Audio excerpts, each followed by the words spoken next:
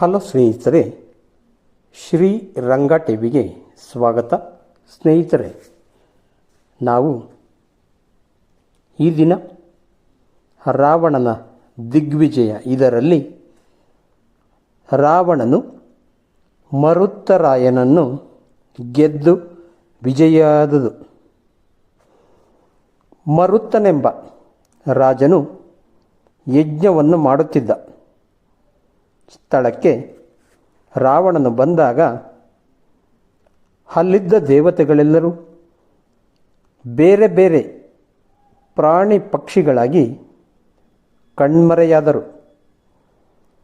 ಇಂದ್ರನು ನವಿಲಿನ ರೂಪ ತಾಳಿದರೆ ವರುಣನು ಹಂಸವಾದನು. ಕುಬೇರನು ಗೋಸುಂಬೆಯಾದನು.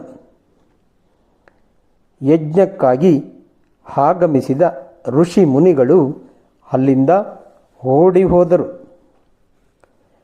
ಯಜ್ಞ ದೀಕ್ಷಿತನಾದ ಮರುತ್ತನನ್ನು, ಎಲೈ ರಾಮನೇ, ನೀನು ಪರಾಕ್ರಮಿಯೇ ಹಾಗಿದ್ದರೆ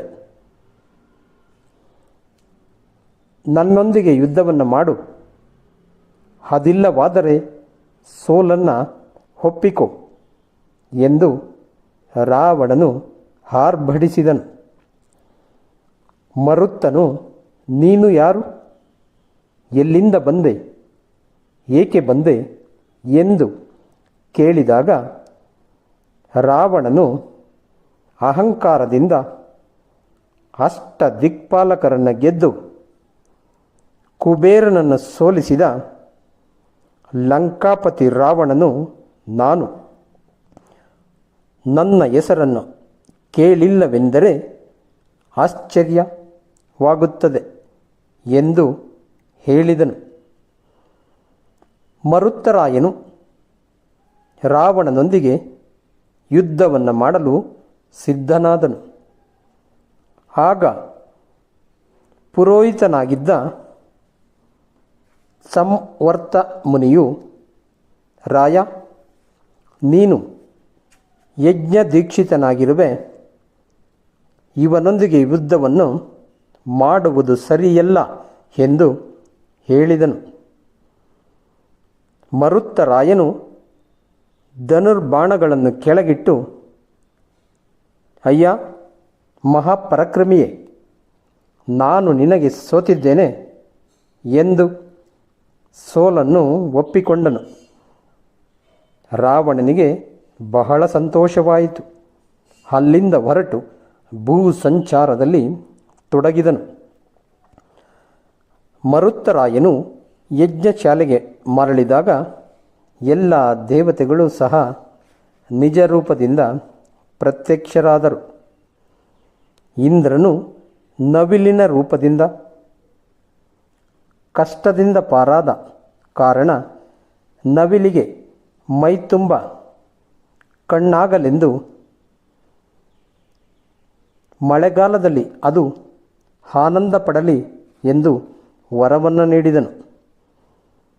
ಯಮನು ಕಾಗೆಯಾದ್ದರಿಂದ ಚಿರಕಾಲದ ಬದುಕನ್ನು ಮತ್ತು ಪಿತೃ ಕಾರ್ಯದಲ್ಲಿ ಕಾಗೆಗಳಿಗೆ ಪಿಂಡವನ್ನು ಅರ್ಪಿಸಿದರೆ ತಾನು ತೃಪ್ತನಾಗುವೆನೆಂದು ಘೋಷಿಸಿದನು. ವರುಣನು ಕಪ್ಪಾಗಿದ್ದ ಹಂಸಗಳ ಬಣ್ಣವನ್ನು ಬಿಳಿ ಮಾಡಿದನು. ಕುಬೇರನು ಗೋಸುಂಬೆಗೆ ಬಂಗಾರದ ಬಣ್ಣದ ರೇಖೆಯಿರಲೆಂದು ಹರಸಿದನು. ಮರುತ್ತರಾಯನ ಯಜ್ಞ ಮುಗಿದ ನಂತರ ದೇವತೆಗಳು ತಮ್ಮ ತಮ್ಮ ಸ್ಥಾನಗಳನ್ನು ಸೇರಿದರು. ಧನ್ಯವಾದಗಳು ಸ್ನೇಹಿತರೆ. ಈ ದಿನ ನಾವು ರಾವಣನ ದಿಗ್ವಿಜಯದಲ್ಲಿ ರಾವಣನು ಮರುತ್ತರಾಯನನ್ನು ಗೆದ್ದು ವಿಜಯಿಯಾದುದು ಇದರ ಬಗ್ಗೆ ಕೇಳಿ ತಿಳಿದುಕೊಂಡಿದ್ದೇವೆ. ಸ್ನೇಹಿತರೆ, ನಮ್ಮ ಶ್ರೀರಂಗ ಟಿವಿ ಚಾನಲನ್ನು ಸಬ್ಸ್ಕ್ರೈಬ್ ಮಾಡಿ ಪ್ಲೀಸ್. ಜೈ ಹಿಂದ್, ಜೈ ಕರ್ನಾಟಕ, ಜೈ ಶ್ರೀರಾಮ್.